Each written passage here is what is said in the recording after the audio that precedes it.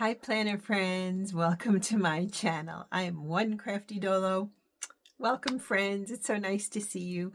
I decided to come on today because I'm at 2,000 followers and I can't believe it. I just can't. So whenever I come on, my hair is a mess. I'm authentic. So this is me sitting in my little craft nook. You can see I have fake flowers. I have my moose back here, bookcase there, bookcases on this side, that side.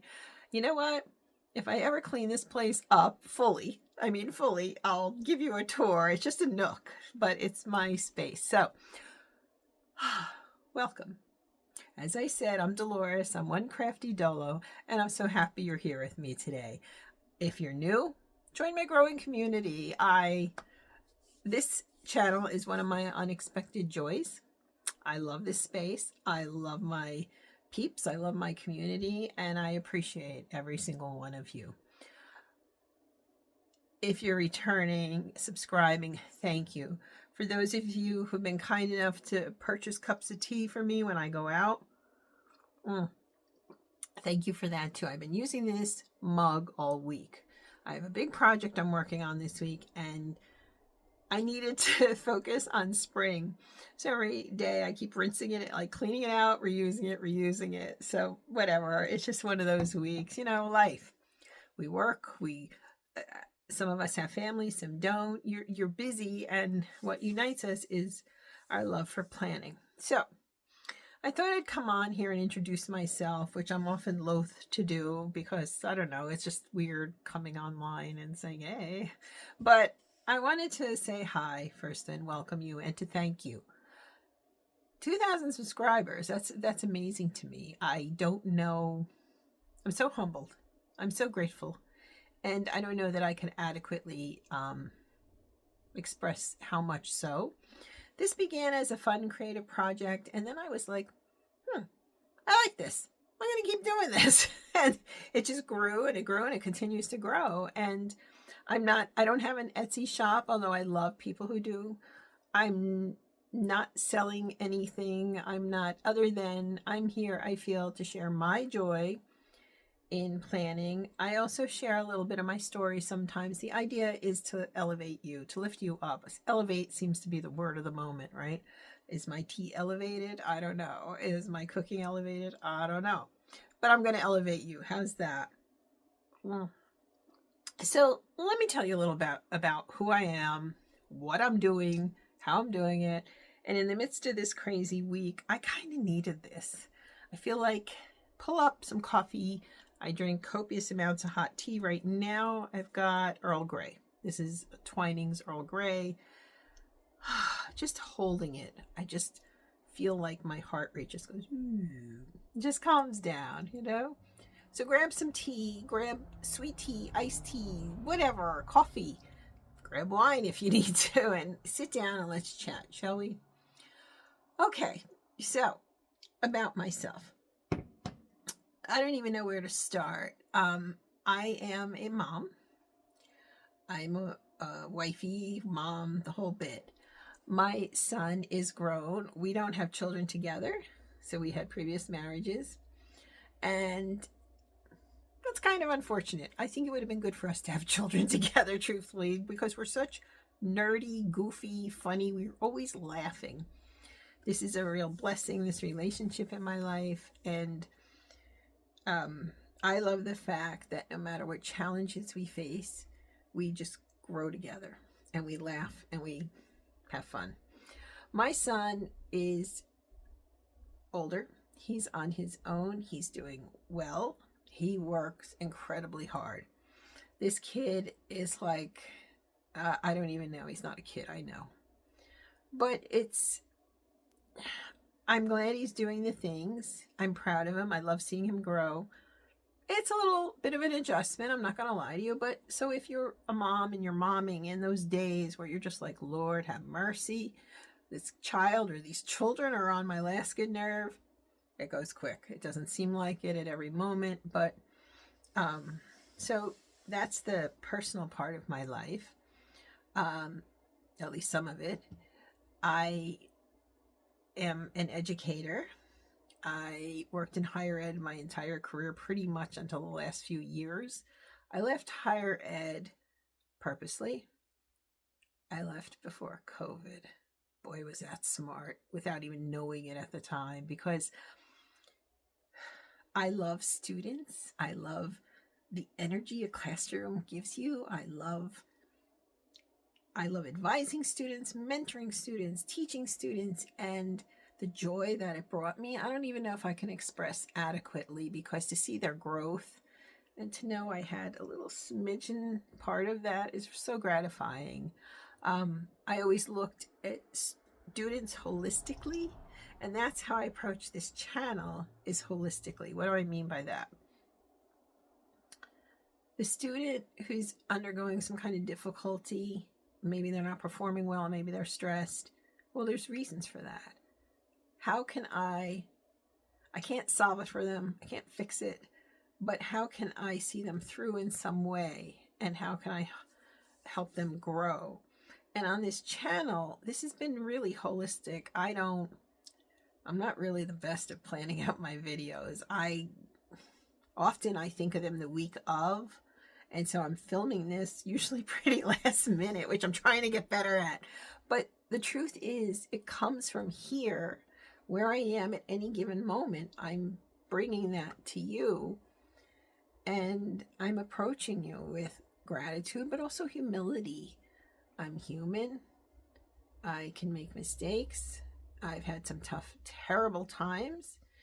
And I want you to know, even if it's just planning or something, you will get through this. It's very, very difficult to know in the moment when you're in the throes of something, just that you will be okay. But boy, sometimes this life really beats the stuffing out of us. And I come on here with that honesty, but also hope. And I want you to know that, like students I've taught in some way or worked with in some way, I'm rooting for you. I love when you share stories of yourself on here, or if something that I'm bringing to the table here reminds you of something and you share that with me. That is very satisfying and enriching for my life. And that's one of the unexpected joys of this channel. I never thought of it like I did teaching, right? And yet it's as rewarding in many ways, and that I wouldn't have known. So that's been really fabulous. I'm chronically ill. I have an illness called scleroderma.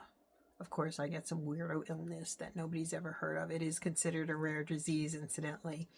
And I've done advocacy work. I've been on the member of scleroderma chapters. I've served in the capacity on a board. I was just asked recently to serve again on one of their boards, and I said not now. I didn't have this winter was too hard, and I didn't have it in me and other stuff going on, but I was honored, and I hope again to serve on the board and to continue advocacy work, whether it's calling senator aides, whether it's doing trainings, whether it's writing. I'm always trying not to advocate for myself, because I don't know, I'm okay. It doesn't mean I'm perfect. It doesn't mean that I like being ill. It doesn't even mean I like talking about it. Truthfully, that's hard to do. But I will advocate for others.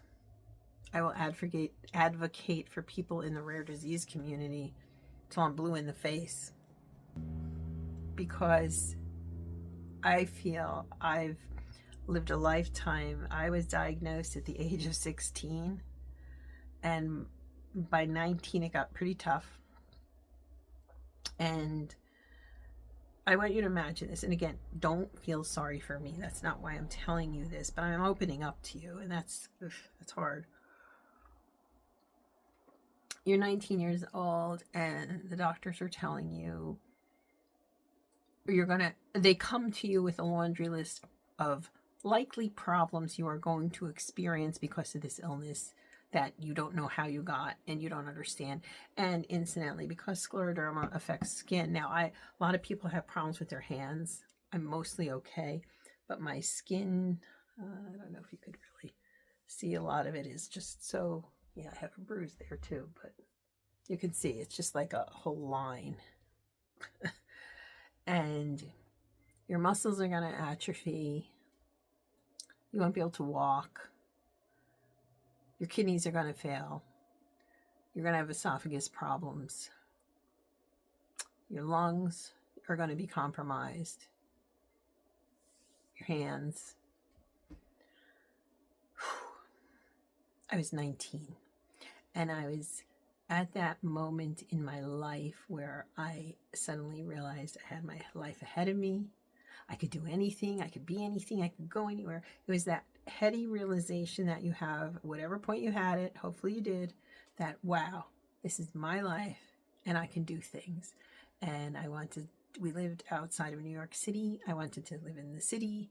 I wanted to write. I wanted to do all kinds of things. I hit a wall. And I am telling you this, again, don't feel badly for me personally, but I'm telling you this because I want you to know something, and this is from every fiber in me. You're braver than you know. You're more resilient than you think, and you are stronger. You are so strong and fabulous. You are fabulous. The older you get, you look back at yourself, and you're like, what am I complaining about? That's fabulous. And when I say fabulous, I'm not necessarily talking about looks. I'm talking about your inner, your core, who you are. And my choice in this life is to radiate joy, is to breathe in as much as I can of life, and to share that joy and that passion and that strength with you. I want you to know that if nobody else in your life has said this to you, I will say to you that you are important, that you are valuable, that you matter. That's my saying all the time. You matter. Because you do. I do. And this crazy, ridiculous, awful illness helped me to see that in a way I don't know that I would have seen otherwise. So I can tell you the things that scleroderma has done to me. It's done a lot. But I'd rather talk to you about what it's done for me. And that's a much better conversation to have. The reason I brought all that up, though, is to understand I went through such a period of time where it's like, your retinas are going to detach, and this. Every time I went to the doctor, oh, wait, one more thing. And I just feel like, if you want me to be completely honest, I feel like I lost 10 years of my life dealing with doctors and meds and depression and blah, blah. And here I am. As I said, I can explain what it's done to me, but what it's done for me is far more important. And I want you to understand that and embrace that in your own life challenges. So, because of being chronically ill, I have a traditional old school PhD. I always wanted to get one. And part of it was, I thought, here's part of my thought process. If this illness is going to take a toll on my body, on my physical person, well, you know what? It's not going to take my brain. And I'm going to do everything I can. And so I was out of school. I went back to school and got a doctorate. And it took me a long time. And when people don't like you, they'll find any reason to pick.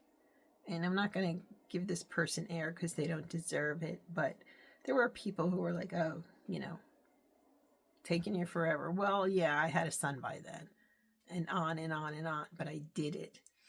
And what I found in life is sometimes the people who pick at you are the very people who couldn't accomplish what you've done. They can't. They won't. And it was an internal thing for me. Did it help my career? Sure. But ultimately, it was for me. So scleroderma means I have a bachelor's, a master's, and a doctorate. Am I bragging? No. That doesn't make me any better than anybody else. It means I'm tenacious and that I was determined to invest in myself in a very different way. But I was also given opportunities. I earned fellowships as part of that experience, numerous fellowships. And I was so thankful and grateful, and it expanded me. And it was hard. It was one of the harder things I've done, but it grew me. Having scleroderma means I'm a better mom. I'm a better partner because I try to take things in stride. Now, I was in a situation at one point where that was to my detriment, but I was smart enough to get out of it. And to have a good partner now, to have a good life, to be a mom. I didn't know that I could even have a child. And the fact I have one, and that's why I have one, it's great. It's fabulous. I learned so much through my son. Yeah. I like to see him putting good into the world. What scleroderma has done for me is drawn me closer to God. Although I grew up in the church, we went to church. I mean, my family, my parents still lead a life of service, both to the family, certainly. Imagine this. My parents had both of their mothers living with them at one point. Can you imagine living with your mother and your mother-in-law? Really? They took care of me, my siblings. They worked.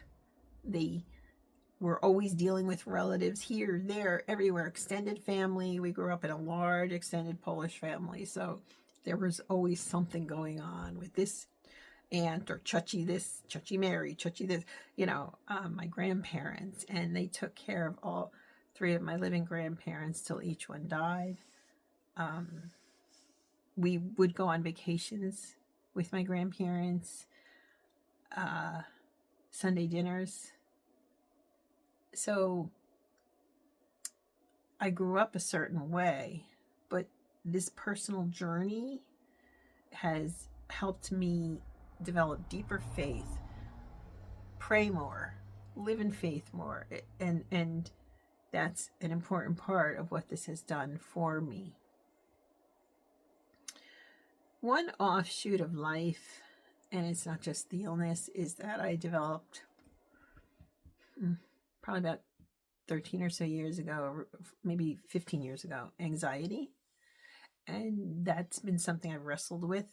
I have tried medication for it. I'm not currently, in fact, I feel like I'm managing it better than ever.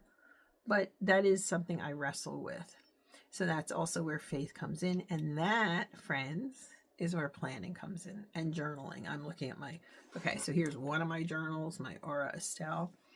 And when I started this out in July of 24, the idea was to talk about to myself to get through some different traumas.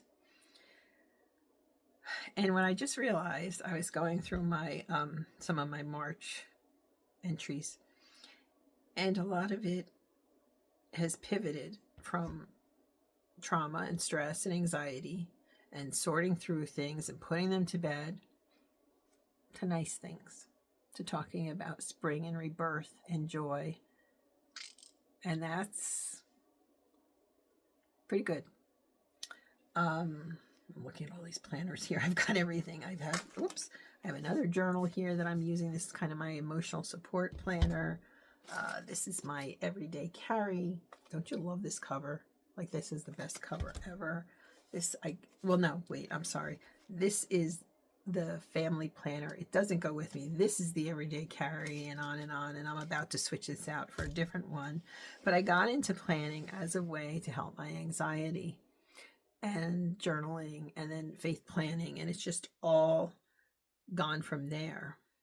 So yeah, That's me.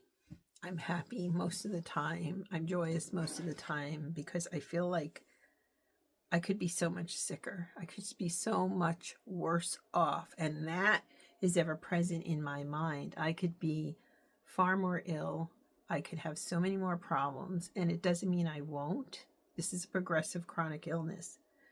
But it also means that at this moment, I think I'm doing okay. And if I could scoop you up and say to you, it's going to be okay, believe me. And some situations are just impossible. Loss, losing people, grief. Grief journeys are horrible. I don't have sage words of advice because I'm still grieving people I've lost.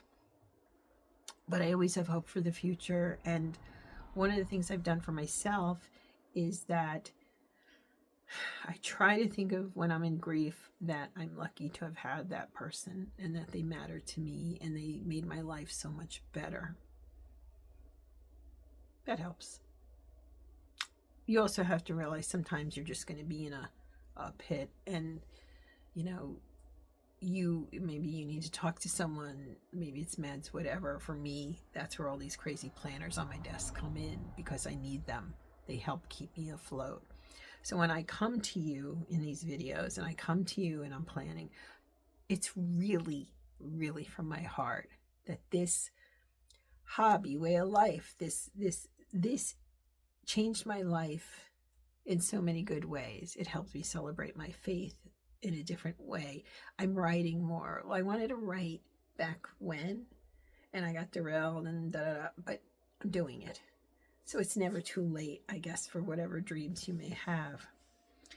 If I could talk to my younger me, if I could talk to you, what would I say?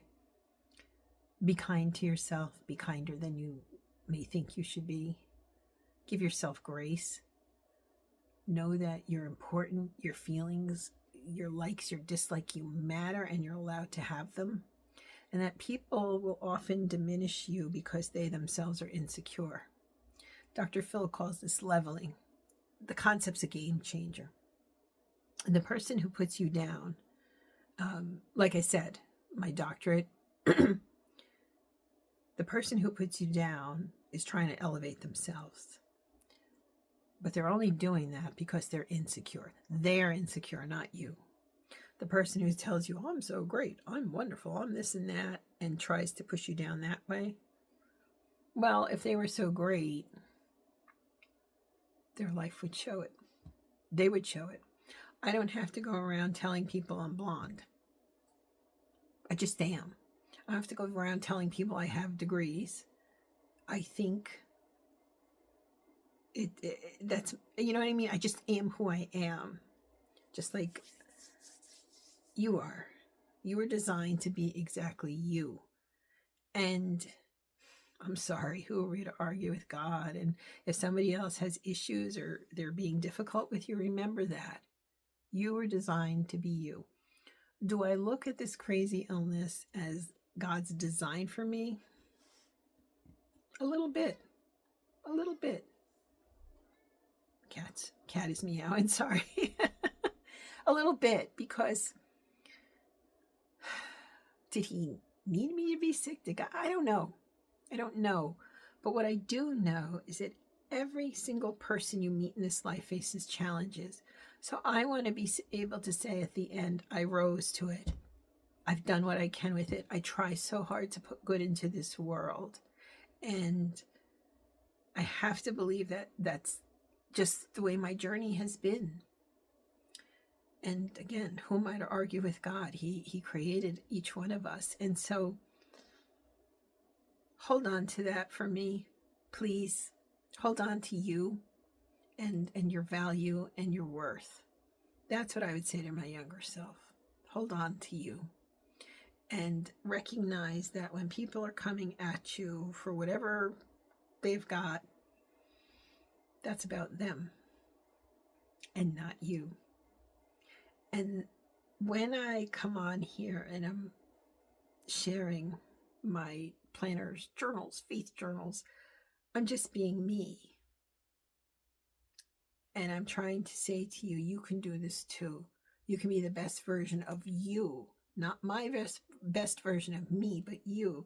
And you can decorate and you can be creative, because I didn't know I was creative. And so I'm learning and growing. Kind of taking you along with me. And it's a privilege and it's an honor. So I came on here with my hair that needs to be washed, and I'm aging and I don't care. I'm going to go out today and be fabulous. And I want you to be fabulous too. That's why I wear hats. And I dress the way I do and I can on a budget. And I just have fun with my tea drinking self. So I know this was a little bit rambly, but I want to thank you for being here. I want to thank my subscribers. I am just humbled and grateful, and thank you for allowing me into your life and joining me. And you know what? Let's make this spring the best ever. Let's just do it. Let's just have fun, friends, and be authentically, splendorously, wonderfully, fantastically you. Thanks again for being here, friends. From my heart to yours. Bye now.